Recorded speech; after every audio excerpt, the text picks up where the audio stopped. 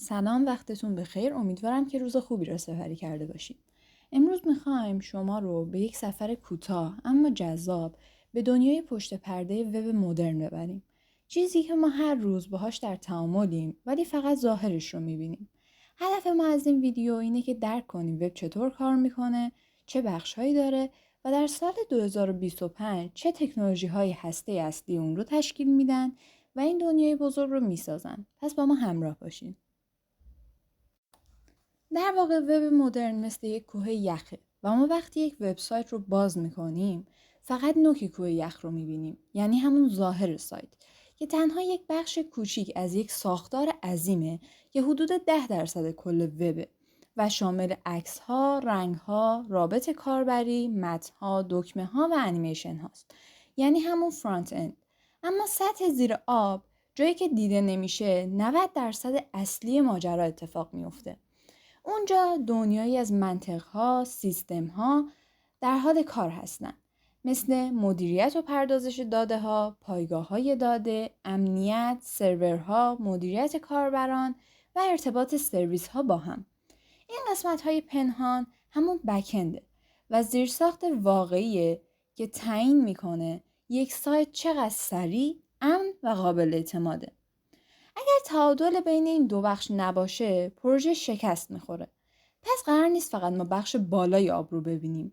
ما توی این ارائه میخوایم یه جورایی به بخش زیر آب سفر کنیم تا بفهمیم در اون 90% پنهان چه اتفاقایی داره میفته. برای درک بهتر معماری وب، ما رو به رستوران تشبیه کردیم. اول از همه ما یک کاربر داریم که وارد سایت میشه، مشابه یک مشتری که وارد یک رستوران شده. حالا در این رستوران ما 3 بخش اصلی داریم که هر کدوم دقیقاً با یک از بخش‌های وب هماهنگه و نقش کلیدی در تجربه ما دارن و همشون هم باید با هم هماهنگ باشن، همه بخش‌ها. وقتی ما وارد رستوران میشیم، اولین چیزی که میبینیم منوه. ظاهر منو باید خوانا و خوش طراحی باشه و گزینه‌ها واضح و قابل فهم باشن. و در دنیای وب فرانت اند دقیقاً همین نقش رو داره و در رستوران مشتری هیچ وقت مستقیم وارد آشپزخونه نمیشه و گارسونه که سفارش رو میگیره و به آشپزخونه منتقل میکنه و غذا رو برمیگردونه، یعنی جواب ما رو برمیگردونه. در وب این نقش رو API ایفا میکنه، یعنی رابطه بین فرانت اند و بک اند و بدون اون هیچ ارتباطی بین ظاهر سایت و پشت صحنه اتفاق نمیفته. و در آشپزخونه تمام کارهای واقعی انجام میشه، مثل آماده کردن سفارش ها، مدیریت مواد و زمانبندی و استانداردها که در وب بک‌اند همین نقش رو داره. البته اگر میخوایم یک بخش جانبی کوچکتر رو هم بگیم، دیتابیس ما مثل یک انبار یا یخچال عمل میکنه که مواد اولیه یا همون پیام ها، محصولات و سفارش ها رو در اون نگهداری میکنیم. حالا ما میخوایم هر کدوم از این بخش ها رو بررسی کنیم تا دقیق‌تر باشون آشنا بشیم. اولین بخش گفتیم فرانت انده، در واقع هر چیزیه که کاربر میبینه و باهاش تعامل داره و مسئول تبدیل کد به تصویره و در سالهای اخیر یک تحول اساسی داشته. در گذشته فرانت اندمون تقریبا محدود به 3 تکنولوژی ساده HTML، CSS و جاوا اسکریپت بوده که صفحات ساده بودن و تعاملی نبودن و با هر تغییر ما مجبور بودیم کل صفحه رو رفرش کنیم. اما امروز فرانت اند مدرن بسیار پیشرفته شده و تقریبا شبیه یک اپلیکیشن واقعی عمل میکنه و میتونه بدون رفرش شدن صفحه داده ها رو بروز رسانی کنه، انیمیشن ها و رابط کاربری روان ارائه بده و در لحظه به API ها متصل بشه و تجربه کاربری بسیار سریع و پویایی ایجاد کنه.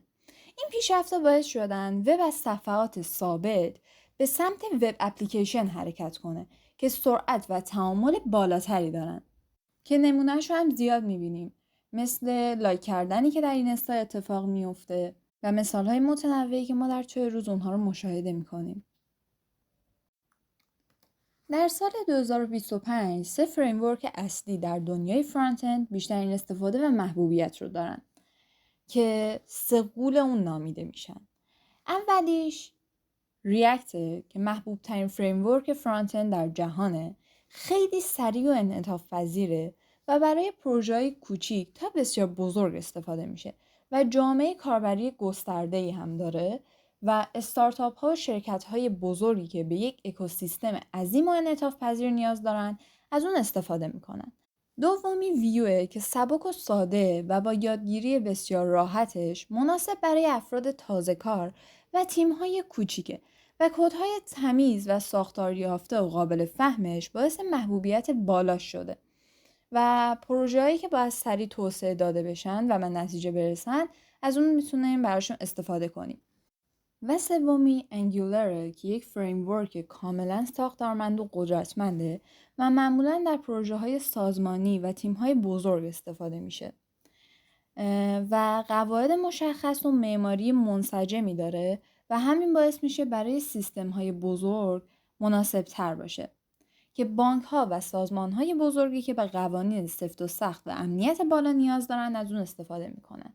حالا یه چیز جالبم خوبه که بدونیم اینه که هوش مصنوعی ها الان میتونن طرحهای گرافیکی رو مستقیما به کد فرانت اند تبدیل کنن و سرعت کار رو بسیار بالا ببرن. حالا میرسیم به API ها. API یا همون پل ارتباطی بین فرانت اند و بک اند یا همون گارسونی که گفتیم. فرانت اند گفتیم نمیتونه مستقیم به دیتابیس یا منطق اصلی سرورمون دسترسی داشته باشه. وقتی کاربر دکمه‌ای مثل ثبت نام رو میزنه، فرانت اند یک درخواست میفرسته و بک اند این درخواست رو پردازش میکنه و پاسخ میده. ابزاری که این ارتباط رو ممکن میکنه API هست و بدون اون بخش‌های مختلف سایت نمیتونن با هم تعامل داشته باشن. پس API میاد درخواست ما در فرانت اند رو به بک اند میبره و وضعیتش رو پیگیری میکنه و در نهایت نتیجه رو برای ما برمیگردونه. از 3 مدل اصلی برای طراحی API ها استفاده میشه. اولیش رست ساده، استاندارد و پرکاربرده در بیشتر پروژه ها. یک روش کلاسیکه و مثل یک نامه اداری مشخص و دقیقه. دومی GraphQL که روش مدرن و بهینه است. بسیار انعطاف پذیره و دقیقاً همون داده‌ای که ما لازم داریم رو برمیگردونه. یعنی به جای این گرفتن کل منو ما میایم بهش میگیم که ما فقط همبرگر بدون خیارشور میخوایم و اون دقیقاً همون رو به ما تحویل میده. نه بیشتر و نه کمتر. سومی gRPCه که فوق‌العاده سریع و بهینه است و مناسب سیستم های بزرگ، میکرو سرویس ها و ارتباط سرویس با سرویس که برای ارتباط پرسرعت بین سرورهای مختلف در آشپزخونه استفاده میشه. ما بقیه توضیحات رو همگروهیم در اختیارتون میذاره. مرسی از توجهتون. خب میرسیم به مورد آخر ارائه‌مون که شامل بک‌اند هستش. بک‌اند در واقع همون آشپزخونه ما هست. آشپزخونه اون رستورانی که ما رفتیم اونجا و سفارشمون رو ثبت کردیم. اینجا جاییه که خب کاربر نمیبینه، اما تمام منطق برنامه، محاسبات و پردازش داده ها اینجا انجام میشه. یعنی کدها با استفاده از داده ها سفارش ما رو انجام میدن. میشه کدها رو به سرآشپزها و داده ها رو به مواد اولیه تشبیه کرد. توی سال 2025 3 مورد از زبان‌ها هستن که خیلی محبوبیت دارن. اولین مورد زبان نود جی اس هستش. زبان نود جی اس به دلیل اینکه زبانش با فرانت اند یکیه، یعنی زبانش دقیقاً همون زبان جاوا اسکریپت، تیم ها خیلی سریع باهاش کار میکنن.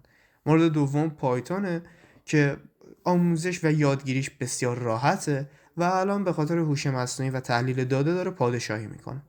مورد سوم زبان گو هستش. زبان گو یک زبانیه که سرعتش بسیار بالاه و برای سیستم هایی که میلیون ها درخواست همزمان دارن استفاده میشه.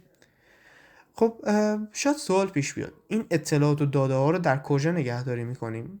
در دیتابیس، که میشه گفت اگه اطلاعاتمون منظم باشه مثل فایل اکسل از SQL استفاده میکنیم که برای کارهای بانکی عالیه، اما اگه اطلاعاتمون در همون حجم باشه مثل شبکه‌های اجتماعی از NoSQL یا همون MongoDB استفاده میکنیم که گزینه‌های بهتری است.